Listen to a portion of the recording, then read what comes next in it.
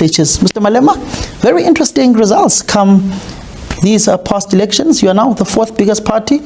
That particular punch there by the MK, nobody anticipated it. Well, not necessarily from MK. There was a lot of money invested in stopping the EFF. The campaign was Stop the EFF. So many millions paid to different parties, including the DA, with the sole purpose of stopping the EFF. So we survived a big tsunami, which we should not have survived. And where we are in a much, much more better position because our ground forces fought a good fight. I mean, you had parties saying EFF is enemy number one.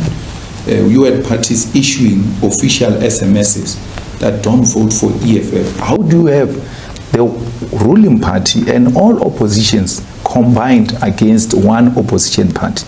So that allowed then a passage for MK to pass because they were not concentrating on that side. Everybody was concentrating on us. So under the circumstances, we did very well and we came back very strong. I had said when we elected Ramaphosa, my first speech to that parliament was, we're no longer going to fight with bouncers, we're no longer going to be pushing people around, we're going to be an effective opposition, we're going to be robust. And that's exactly what we did since that parliament opened. How do you become this robust opposition in parliament when you've got the MK party, relatively new members of parliament? Some of them have never been there before. Some of the professionals like Dr. Mandla Sehlophe. You look at Sibonelo Nomvalo as well, who's an MP, and many others within the MK party. Yet they've got others who've come back like Andile Mutama. How do you unite this particular progressive caucus? Well, we have agreed to work together and we have agreed to have a joint caucus every week or on Thursdays. They are well experienced people in MK. There is Des Van Rooyen, there is Sipho Mbata, there is Andile Mutama, and many others. So, understandably so, they are still going to have to learn a lot of things. I mean, we all started there, but so far so good. Once position agreed to by the Progressive Caucus, it gets well articulated by all members of the Progressive Caucus. And we're working with colleagues, especially those who are new, who are more than willing to learn, who are cooperative and always also call upon us if there are issues where they don't have a clear clarity. So we hit the ground running and we did very well. The first thing we had to fight was to remove the DA because the DA was still saying it's an official opposition party. How can we be government and still be an opposition party? We went to amend the rules and then made MK the official opposition party, which some people don't like. And then we are there. We are advocating for almost the same positions. There are no serious differences on policy perspective when it comes to the Progressive Caucus, unlike the other side where there's fundamental policy differences. I mean, if you take ATM and EFF, there are irritations about open borders and foreigners, matters that over a period of time we will be able to persuade one another, but those are not matters that can make us not work with them. Is the MK party a threat to the existence of the EFF, particularly when you look at a province like KwaZulu-Natal? I was there on election day. I spoke to your SG and some of your leaders on numerous occasions. They were asking, do we have party agents on the ground? But when you look at the final voter tally, over 1.3 million votes went to the MK party. The EFF dropped from the 350,000 votes you got in 2019. Are they posing an existential crisis to you in the province of KwaZulu-Natal? Well, it is not a crisis. It's a political contestation. They are a force to be reckoned with. We might have underestimated their potential, but now we are aware. And there will be a lot of intervention that will be made in KZN to be alive to the reality that occurred on the 29th of May. The fighters put up a fight in KZN. And most of the people that we received in 2019 were actually the supporters of President Zuma, who didn't want Ramaphosa, and they didn't have a political home. And then they came to the EFF, and when President Zuma came with an alternative, then they shifted back to President Zuma. It's not a lost ground. It's a ground that when we work it, we must work it with that understanding that there is serious political contestation. It's not an issue that it's not doable. It's doable. We can turn the corner because if you look at the IFP, it increased its votes. So why would the IFP increase votes and we don't increase votes? It means we lapsed, and therefore we had agreed that at an appropriate time from Kimberley, we should have an engagement on how we're going to move forward in KZN. What are some of the interventions you're going to make in KwaZulu-Natal? I see you've now deployed Mbuyiseni Ndlozi as a CCT deployee in that particular province. What are some of the other measures you're looking into? Well, we are looking at all possibilities, which I don't want to preempt. I know you are asking me, are you going to dissolve them? It's one of the options we have, and dissolve them and then replace them with who did what, or is this the best you have?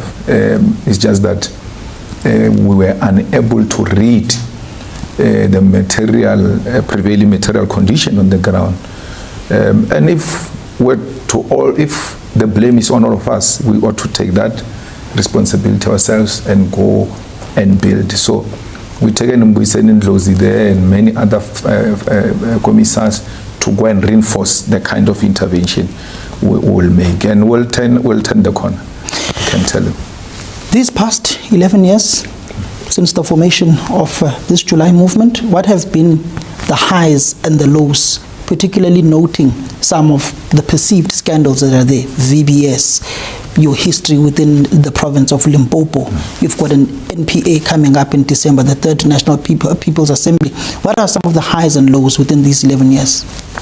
Well, the highs are that we have built a formidable organization that has revived the interest of black people in politics, especially young people, that has brought the confidence of the black working class and professionals who are today in a position to stand up to racists, and who are today loosely can just threaten a white racist with just mentioning EFF, it's enough.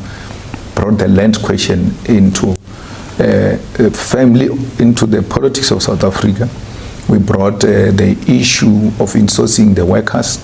We brought the issue of scrapping the fees for the students and introducing free education. We held the leadership of this country accountable, which is what the opposition must do. We started with President Zuma. We are now on President Ramaphosa, who must account for Phala. Those are our highs, where we have always played a role in defense of the working class. The lows are the 29 May results. That is the only thing. VBS has never been our law. The scandals in Limpopo have never been my law. You know, some people say to you, VBS, but they are sitting next to a mayor who deposited money into VBS. They say, we can't work with the EFF, it's corrupt. But they work with the ANC that has got a minister who's charged, that has got a speaker who's charged, that has got mayors and provincial leaders who deposited money into VBS. Stan Matavata was the ANC chairperson when VPS looting was taking place. What happened? He got a promotion. He's a deputy minister of land. Yet people say they can't work with people who work with VBS. When you talk about my history in Limpopo, I've got no history of anything. They wanted to use the courts to silence me, and I defeated them. But the people who were responsible for that government are ministers on the side. So I was never a minister, I was never responsible for any government. Kasal Matalo was the premier, he's a deputy minister of police. Pinky Kekana was MEC of Transport, where they say on point did things. She's a deputy minister in the presidency. So it's not being genuine. So VBS to us is a swear word. When they want to swear at us, they say VBS. So they don't mean it. They don't genuinely mean it. You sit with Zweli Mkhize that side. You've got Jacob Mama, Zweli Mkhize, who asked for 2 million, were told by that sponsored affidavit. 5 million of Communist Party that was asked by Jacob Mama Wall. The guy says in his own sponsored affidavit, I offered to donate to the EFF. He doesn't say the EFF came to ask me for money. So since when a person donating to the EFF being a crime? Then he says in the same paragraph, they knew when I donate 5 million, they know it's a bribe. How can I know that when you say donation is a bribe when we meet for the first time? I don't know your language. He doesn't claim to have met me before. He says the same day he met me. That's the same day he says going to make a donation, and I understood that to be meaning a bribe. How do I understand that to be meaning a bribe? There was a condition, according to him. Open a VBS account, therefore you'll get the money. We never opened a VBS account. EFF does not have a VBS account. EFF has never received the VBS money. Samkelo, Sunday Times said, I bought my house in Polokwane with VBS money. Till to date, there's nothing that has ever been produced. How did you buy your house in Polokwane? I bought it through the bank. But you once said you don't own a property, you own nothing. No, that's what I'm saying. When I was about to buy a house, I didn't have a property.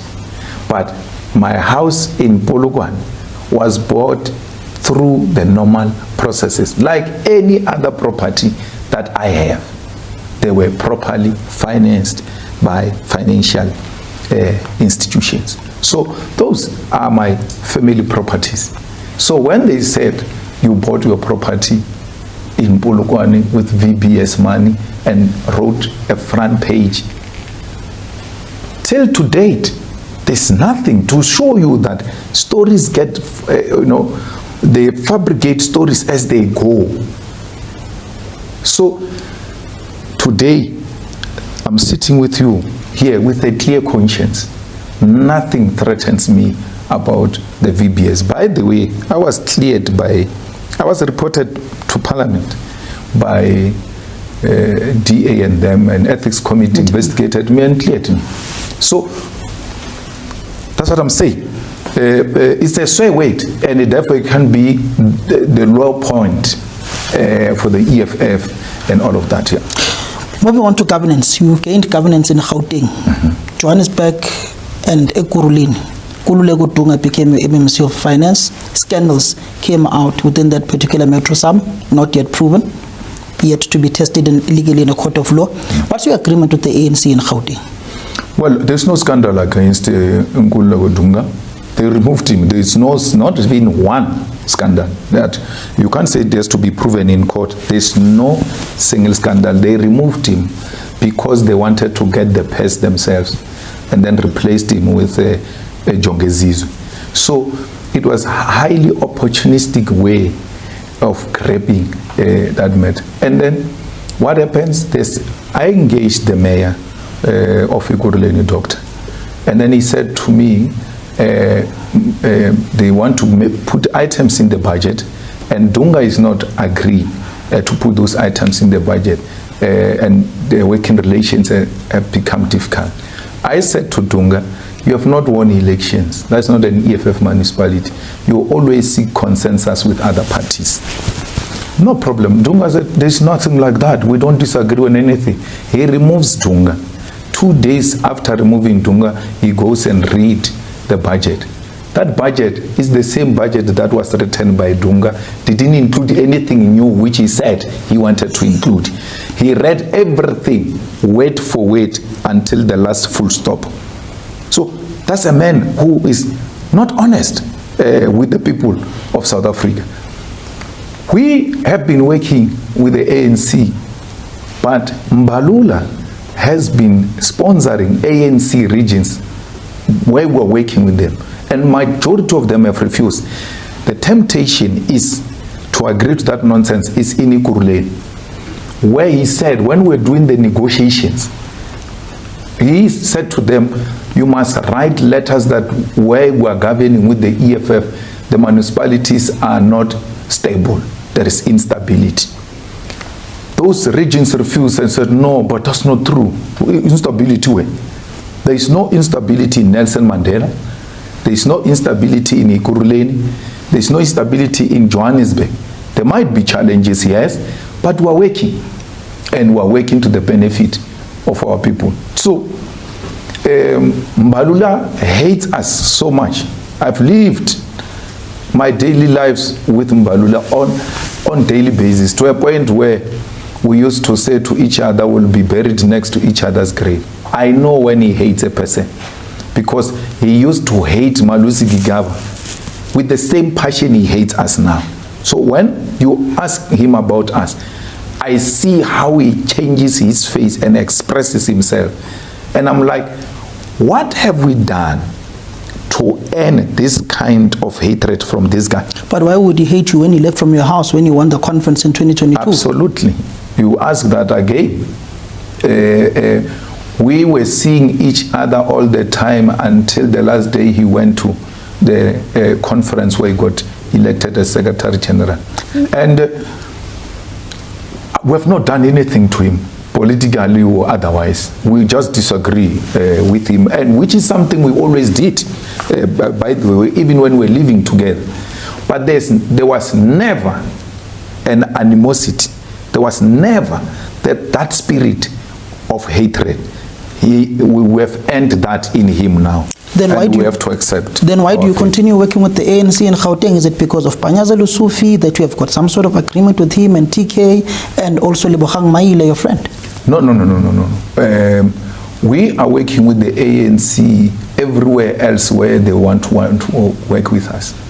If he don't want to work with us, there's nothing we can do. He says Mbalula now has sponsored a motion that we must be removed everywhere else where the ANC governs with the EFF.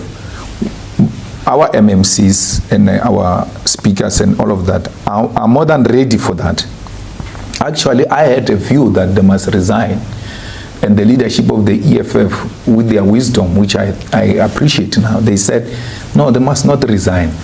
By resigning, we make their job easy. They must fire them. In the reconstitution of these metros, I'm told through the grapevine, we are going to be offered one MMC position in the city of Joburg. Today, there was supposed to be a reshuffle in Ekurhuleni. You are going to be offered one position of MMC. Take it or leave it. Will you take those one MMC positions that they will be offered to you? No, we can't. They can give to their fathers those positions. We can't. For what? We have not done anything wrong. And then you just come, even unprovoked. You just go and say, no, we are reducing you. If we do that, it means we are disparate for positions. There is no longer a principle in that.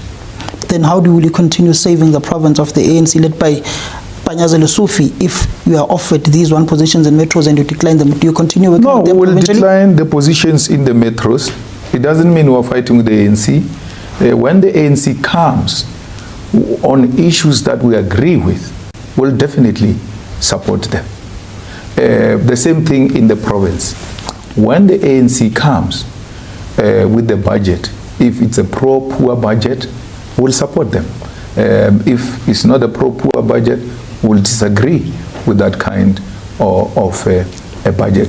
Not because of Panyaza or TK or Lebogang, because they are now wanting to make them the enemies, because they say they've got a working relationship with the ANC in Gauteng. We have no any kind of relationship with the ANC, none whatsoever. So the ANC is more than free to do whatever they want to do, and then we'll play our role as the effective opposition in those opposition benches. Who do you come back with in the NPA in December? Do you come back with the entire collective as is at this point in time, the top 6, or you make some changes? I see there's contestation between Mbuyiseni and Marshall Dlamini for SG. I've not, I've not had anything of that sort. Conference, when it elects leadership, it takes into account two principles: continuity and change. And it will be up to conference to change. But I don't see why would Mbuyiseni and SG contest each other. If people have a problem with the SG, you don't character assassinate him, you don't vulgarize him, you don't disrespect him. Come and tell us, this is the problem with the SG.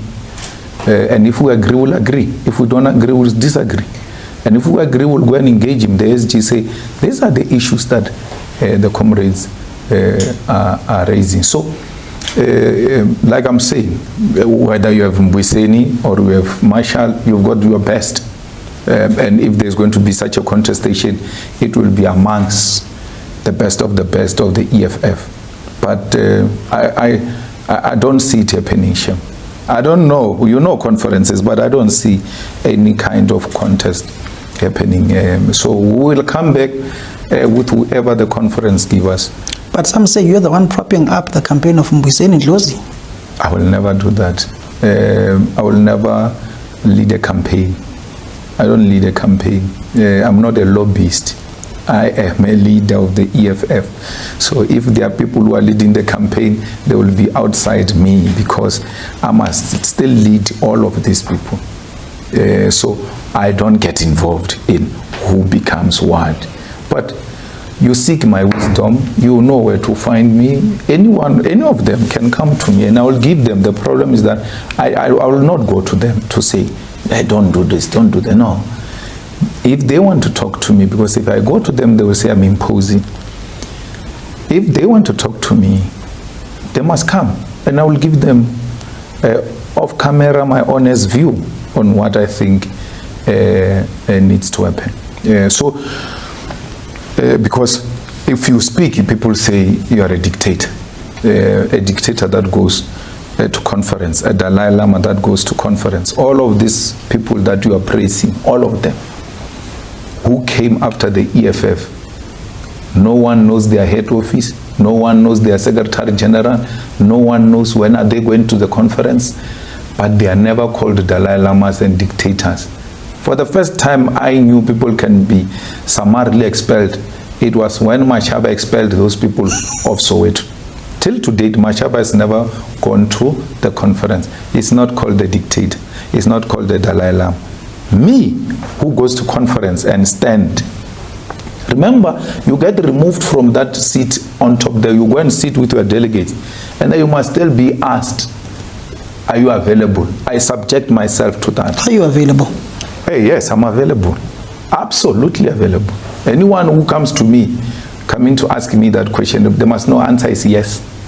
I will wait for them to come. So, but all I'm saying is that I always subject myself to the democratic scrutiny of EFF structures. And that democracy has worked for the EFF. As we go to celebrate 11 years of the EFF, what kept it alive is its democratic centralism and the ability to sustain the democratic practices in the organization. In 30 seconds, what's the message for Kimberley this weekend on Saturday? The message in Kimberley is that the fighters must remain focused. They must not be shaken. The battle for economic freedom starts now, because those who think we are weak, they must see us emerging victorious.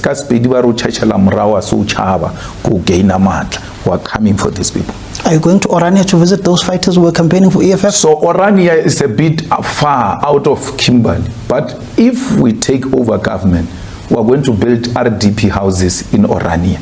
That is how we are going to de-racialize that place.